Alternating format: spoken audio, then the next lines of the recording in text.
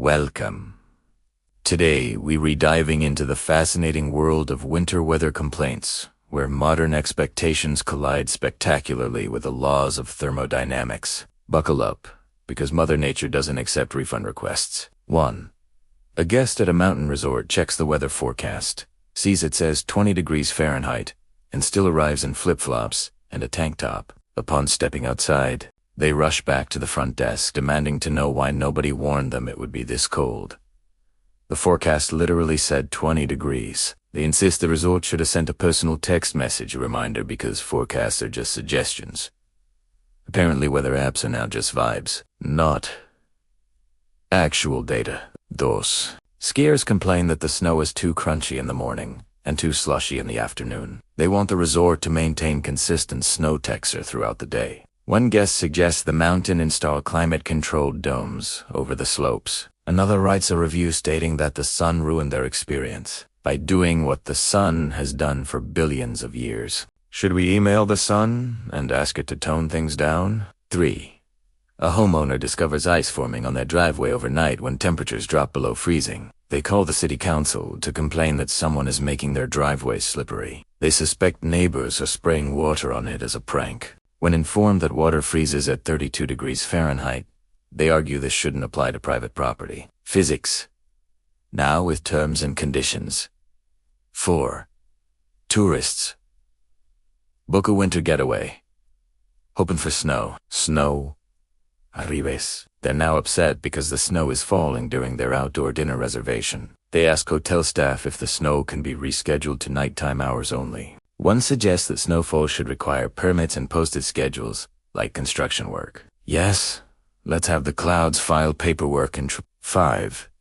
A visitor learns about wind chill for the first time and becomes convinced. It's a scam invented by weather forecasters to sound more dramatic. They argue that if the thermometer says 25 degrees Fahrenheit, that's the temperature, period. They refuse to wear additional layers because math doesn't change reality. Later they complain about being cold. Turns out physics doesn't care about your opinions on physics. 6. Someone in Alaska during winter is shocked that sunrise happens late in the morning. They demand an explanation for why the sun isn't following normal business hours. They suggest the state should install artificial suns, or at least some really big lamps. They leave a review, calling the Earth's axial tilt poor planning. Should we submit a formal complaint to planetary formation? 7. A driver hits a patch of black ice and immediately calls the highway department to report that ice should be a brighter color for safety purposes. They suggest neon, orange, or reflective silver. When told that black ice is transparent, not actually black, they argue this is false advertising and someone should be held accountable. Let's sue ice for misleading branding. 8.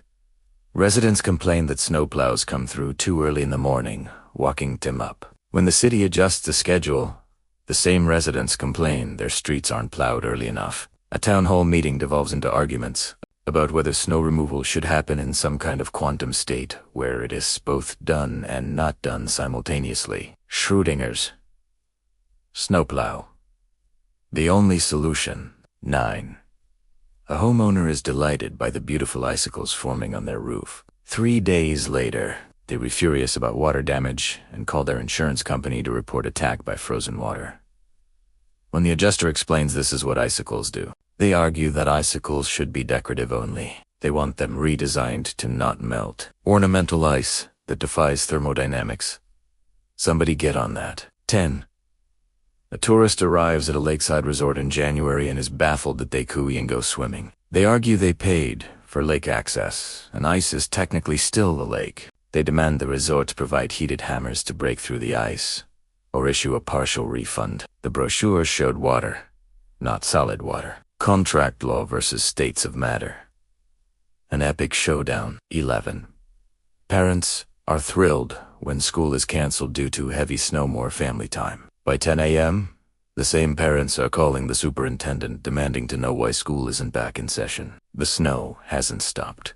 The roads are impassable. But apparently, children should be delivered to school via dog's-out or sheer willpower. Can't schools just pivot to ignoring meteorology? 12.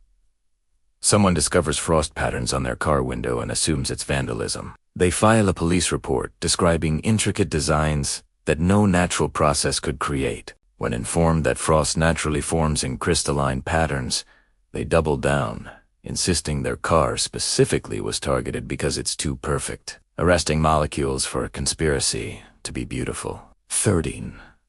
A newcomer to northern latitudes is outraged that winter days are shorter. They want to know who approved this and how to file a complaint. They suggest installing more streetlights to extend the day, or perhaps just keeping everyone on daylight, saving time permanently. They're convinced this is a local policy decision, not astronomy. Someone called the Department of Planetary Rotation immediately. 14.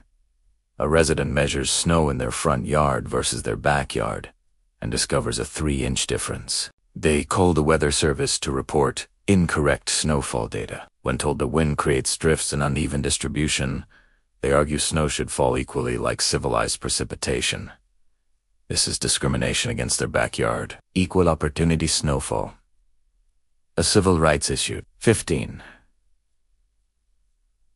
Someone's car door lock freezes overnight. Instead of using de-icer or warming the key, they call the car dealership to report a defect. They insist their vehicles should be designed to function in all temperatures, without specifying that they bought a car in Arizona and drove it to Minnesota. They want a recall issued for all vehicles that acknowledged winter exists. Cars should come with immunity to temperature, apparently.